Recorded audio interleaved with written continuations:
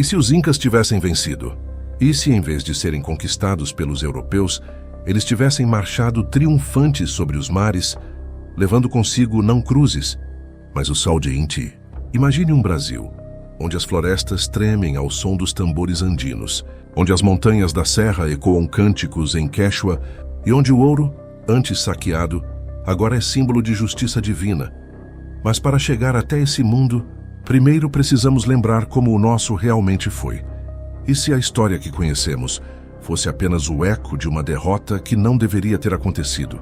Se você também deseja explorar os segredos do IEC, inscreva-se agora no canal Jequi. Cada vídeo é uma viagem a um universo paralelo da história, onde nada é impossível.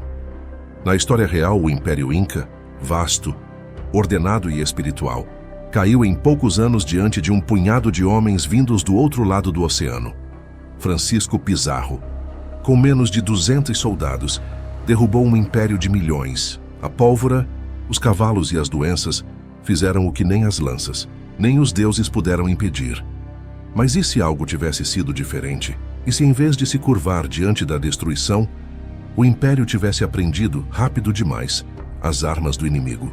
E se um novo líder surgisse em meio às ruínas de Cusco, jurando ao sol que jamais deixaria o estrangeiro reinar sobre os Andes?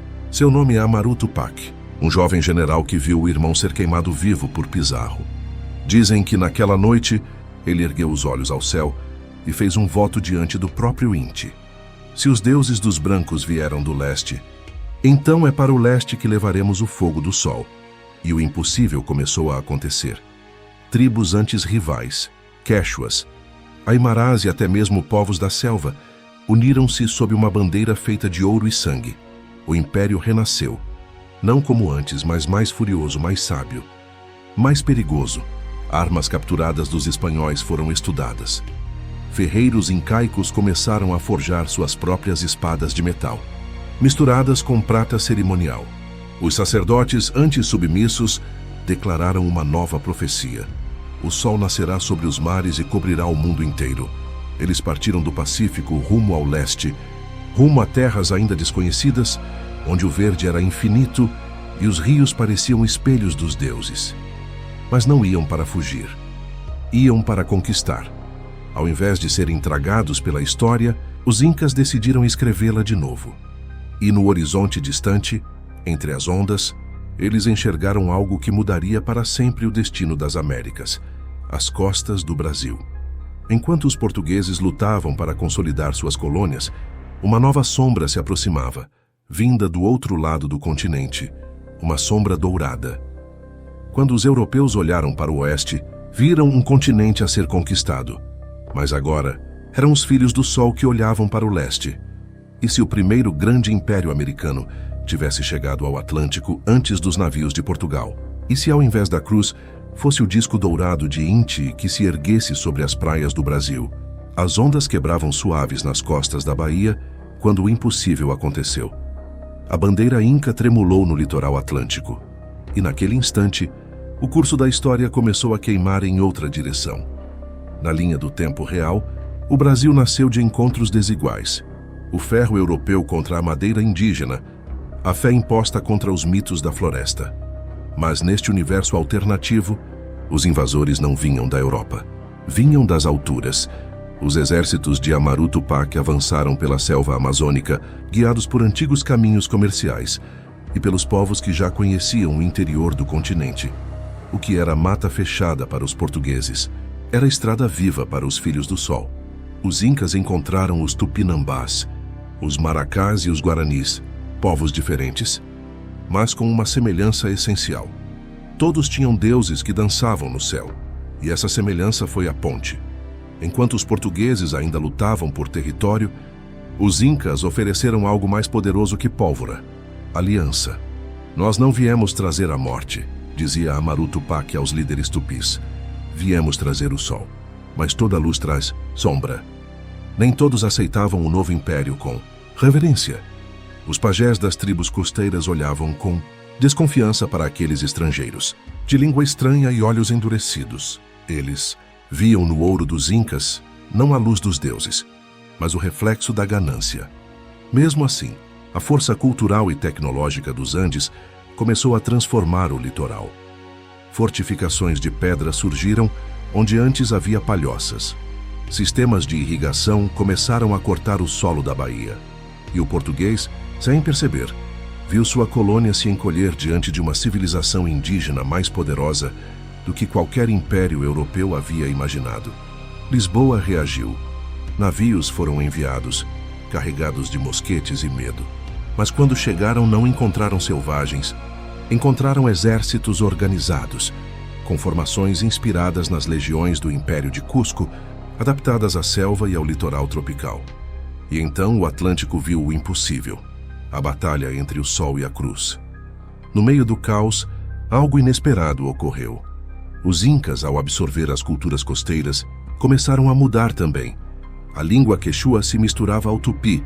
Os rituais do sol se fundiam às danças dos orixás africanos, trazidos como escravos fugidos, libertos pelos Incas e acolhidos como guerreiros. Nascia ali algo totalmente novo, uma civilização mestiça de origem americana, livre da influência europeia. Um império que unia montanha, floresta e mar. E para o horror dos reis europeus, essa nova potência começou a enviar emissários ao outro lado do oceano, proclamando: o Sol agora governa sobre o Atlântico. Todo império nasce de um sonho, mas todo sonho, quando iluminado demais, projeta uma sombra. E se o mesmo Sol que libertou os povos da América se tornasse o fogo que os consumiria? E se o Império Inca brasileiro, agora dono do Atlântico, começasse a temer aquilo que o fez invencível, sua própria fé? Os templos dourados refletiam a luz de um Deus distante, mas dentro deles, o silêncio crescia como um presságio. Algo estava se perdendo, e ninguém queria admitir. 50 anos se passaram desde a chegada dos Incas ao litoral brasileiro. O império se expandiu, cobrindo florestas, rios e montanhas. As cidades costeiras tornaram-se centros cerimoniais magníficos. Bahia Marca, Cusco Atlântico, Nova Intipampa. O comércio florescia. As estradas de pedra conectavam o oceano aos Andes, e os templos solares refletiam a glória de Inti. Mas sob toda essa grandiosidade, algo se corroía, lentamente. As antigas tradições tupis começaram a desaparecer. Os cultos locais, antes celebrados ao lado dos rituais solares, foram sendo proibidos. O Conselho do Sol, criado por Amaru Tupac, agora era dominado por sacerdotes fanáticos, que viam heresia em toda forma de diferença. O mesmo império que nasceu da União, agora começava a dividir-se. Nas margens do Rio São Francisco, os antigos aliados indígenas começaram a murmurar contra o domínio de Cusco. Os guaranis chamavam os novos templos de prisões douradas, os tupinambás, que haviam lutado ombro a ombro com os guerreiros andinos, agora viam suas crenças queimadas ao pôr do sol. O sol que nos prometeu liberdade agora cega nossos olhos, dizia um velho pajé, antes de ser silenciado. Enquanto isso, nos Andes, os descendentes dos antigos generais questionavam o rumo do império. O neto de Amaru Tupac, Inti Capac, viajava disfarçado pelo território, ouvindo o clamor do povo. E o que ele encontrou foi assustador. Fome nas vilas, escravidão disfarçada de servidão sagrada e templos que exigiam sacrifícios em nome da pureza da fé. O império que havia desafiado a Europa agora lutava contra si mesmo, e o jovem príncipe começou a se perguntar: será que Inti ainda nos observa? Ou fomos nós que apagamos o próprio sol? Foi então que surgiram os primeiros rumores sobre uma nova fé. Uma crença silenciosa, trazida pelos africanos libertos e pelas tribos costeiras oprimidas. Eles chamavam essa força de Nzambi Inti, o deus da união entre o sol e a terra. Era uma fé sem templos, sem ouro, sem sacrifícios, e ela crescia, mesmo sendo proibida, como raízes sob a pedra. Os sacerdotes solares reagiram com brutalidade. Queimaram vilas inteiras, executaram líderes e declararam guerra a todos que se recusassem a seguir o culto oficial. Mas o fogo sagrado que eles usavam para purificar começou a escapar do controle. As florestas do Brasil, antes cheias de vida e canto, agora ardiam sob o brilho de templos em chamas. O povo, dividido, já não sabia em quem acreditar. no sol distante dos Andes ou na nova fé que nascia do sofrimento. E quando o jovem Inti Capac subiu ao topo de um templo destruído, olhando o crepúsculo avermelhado do Atlântico, ele compreendeu uma verdade amarga. O sol não se apaga, mas pode ser coberto pelas próprias cinzas. O Império mergulhou em sua primeira guerra civil. Quando o sol caiu, não foi o céu que escureceu, foi a alma dos homens. E se os deuses dos Incas, cansados da arrogância humana, tivessem decidido intervir? E se a noite que desceu sobre o Império do Sol não fosse apenas simbólica, mas real? Naquela era perdida. Os anais descrevem um eclipse que durou dias inteiros. O céu se cobriu de fumaça e cinza, e os sacerdotes disseram que Inti havia virado o rosto. Era o fim do mundo que eles mesmos haviam criado. O Império, dividido entre os seguidores do Sol e os devotos de Nzambi Inti, entrou em colapso. Cidades queimavam, os rios ficaram vermelhos de sangue, e as rotas de comércio se transformaram em campos de guerra. Os templos de Bahia Marca e Cusco Atlântico foram saqueados, e as estátuas douradas de Inti, antes sagradas, foram derretidas para forjar armas. O fogo, que antes era símbolo da vida, agora se tornara o emblema da destruição. Inti Capac, o príncipe herdeiro, tentava unir o povo, mas o próprio Conselho Solar o declarara traidor. Acusaram-no de pactuar com a nova fé e juraram exterminar todos os que acreditassem que o Sol podia dividir seu trono. Enquanto isso, na selva, os rebeldes construíam uma nova cidade secreta, Ivi-Sol, a Terra de Luz. Ali, africanos, guaranis, tupis e até soldados incaicos desertores se reuniam sob um único símbolo, um círculo metade dourado, metade negro, o símbolo do equilíbrio. Durante meses, o Império travou a chamada Guerra dos Dois Sóis. De um lado, o exército do Conselho Solar, disciplinado, cruel, armado com relíquias de ouro e ferro. Do outro, o exército da Terra, homens e mulheres livres movidos por fé, desespero e sonho. Os campos do sertão se tornaram altares de morte. O som dos tambores substituiu o canto das aves, e a fumaça de 1000 fogueiras cobriu o céu. Pois os sacerdotes solares desesperados decidiram invocar a força do próprio Inti.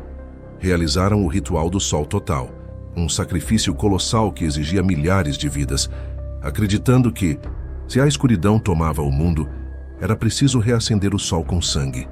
Durante 7 dias, o sol desapareceu. O dia virou noite. O mar revolto engoliu parte das costas do Império. As plantações morreram. Os rios secaram. Os sacerdotes gritavam nas praças que Inti havia despertado, mas o povo via apenas o horror. Relâmpagos dourados cruzavam o céu como veias do próprio Deus em agonia. Alguns diziam que o sol, enfurecido, exigia o fim da humanidade. No 8º dia, o eclipse se rompeu. Mas a luz que voltou não era a mesma. Era fraca, opaca, avermelhada, como se o sol sangrasse. E naquele instante, Ivi-Sol, a cidade rebelde, marchou sobre o coração do Império. A terra se levantava contra o céu. A Batalha de Cusco Atlântico foi o maior conflito que o continente já viu. Homens e mulheres lutaram sob o sol moribundo, com a certeza de que o futuro da humanidade dependia do equilíbrio entre luz e sombra. Inti Capac, liderando o exército da terra, enfrentou o alto sacerdote de Inti no topo do grande templo. E quando suas espadas se cruzaram, o sol se apagou novamente, só que desta vez, para sempre em seus corações. O Império havia caído, mas das cinzas dessa guerra divina, algo completamente novo nasceria. O mundo estava prestes a ver o renascimento da América, um continente livre, mas marcado pelo trauma de ter tocado o próprio sol. Quando o sol voltou, ele não trouxe luz, trouxe memória. E se o fim do Império do Sol não fosse uma tragédia, mas um renascimento? E se o Brasil, nascido das cinzas de uma guerra divina, se tornasse o berço de uma nova civilização? Nem andina, nem europeia, mas humana. Os velhos templos ruíam, mas nas aldeias, nos campos e nas ruínas, uma ideia começou a germinar, a ideia de equilíbrio. Nem deuses distantes, nem reis dourados, apenas a harmonia entre o homem, a terra e o céu. O eclipse havia marcado o fim de uma era. As linhas do império se apagaram, e durante décadas o continente mergulhou em silêncio. Mas o caos deu lugar à reconstrução. Sem reis nem sacerdotes, os sobreviventes das duas facções começaram a se unir novamente. Africanos libertos ensinaram o ferro, e o ritmo, os guaranis ensinaram o respeito pela terra. Os últimos engenheiros incas reconstruíram os canais e estradas com base nas novas marés. O Brasil tornou-se o centro dessa fusão, um coração espiritual e tecnológico das Américas. Os cronistas do futuro o chamariam de Era do Sol, equilibrado. Mas todo o renascimento exige sacrifício. Os povos que sobreviveram à guerra carregavam cicatrizes profundas. Alguns ainda viam os antigos símbolos solares como maldição, outros como herança sagrada. As novas cidades erguiam templos de cristal e pedra, abertos ao céu, sem imagens nem ídolos. No lugar das orações, ecoavam canções. A ciência e a fé deixaram de competir, tornaram-se faces da mesma busca. Mas mesmo nesse novo mundo, uma sombra persistia. O medo do retorno do sol colérico. Lendas diziam que, quando os homens voltassem a se corromper, o Deus queimado despertaria. E essa superstição começou a guiar silenciosamente as decisões dos novos líderes. A luz nos salvou uma vez, dizia um ancião, mas se esquecermos a escuridão, ela nos destruirá de novo. Então surgiu uma nova geração, os guardiões do equilíbrio. Eram estudiosos, curandeiros, filósofos e navegadores. Eles começaram a explorar o que restava das antigas ruínas incaicas, buscando compreender o verdadeiro poder do Sol, não como divindade, mas como energia. Através do reflexo dos cristais solares, deixados pelos antigos sacerdotes, descobriram como concentrar calor, luz e força. O que antes era ritual se tornava ciência. O Brasil se transformou na primeira civilização a harnessar o poder solar de forma prática. Vilas inteiras eram iluminadas à noite por reflexos canalizados em torres de cristal. Barcos cruzavam os rios, movidos por espelhos solares. Era como se o sol arrependido oferecesse uma nova chance à humanidade. Mas essa nova luz atrairia outra forma de perigo, pois, do outro lado do mar, o velho mundo, Europa, ainda observava. E os reis, vendo o brilho dourado reaparecer no horizonte, começaram a temer.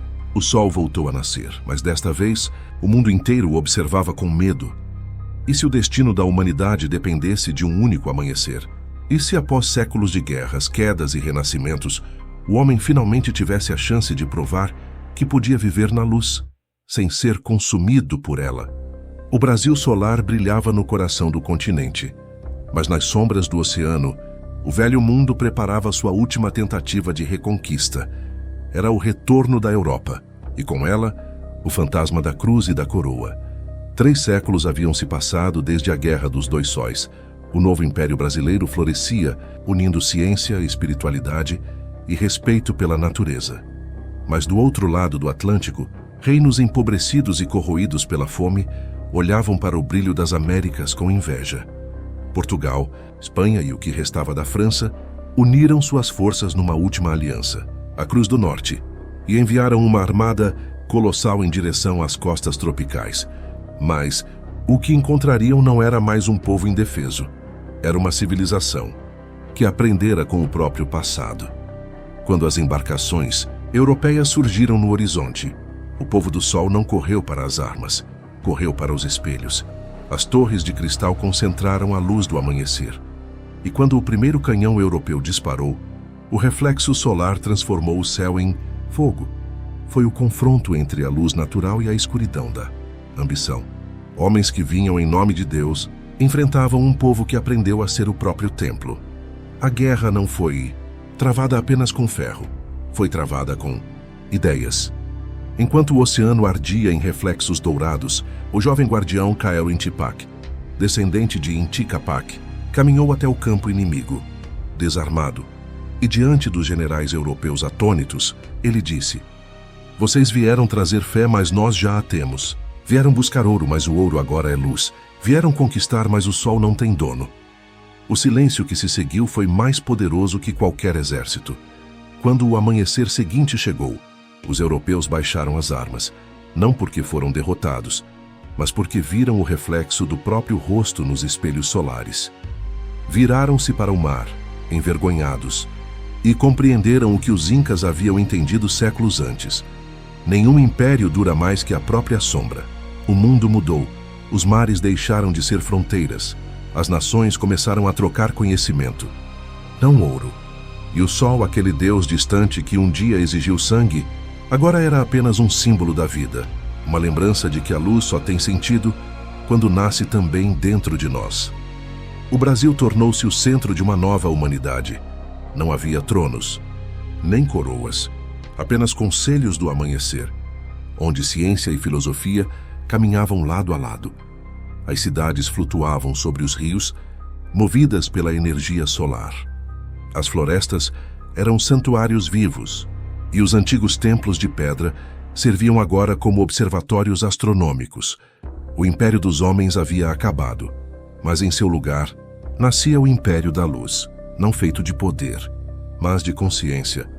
E quando o sol tocou o horizonte naquele último dia, Caio olhou para o céu e murmurou: "O sol nunca foi nosso inimigo, nós é que nunca aprendemos a merecê-lo." E assim termina a história que nunca existiu.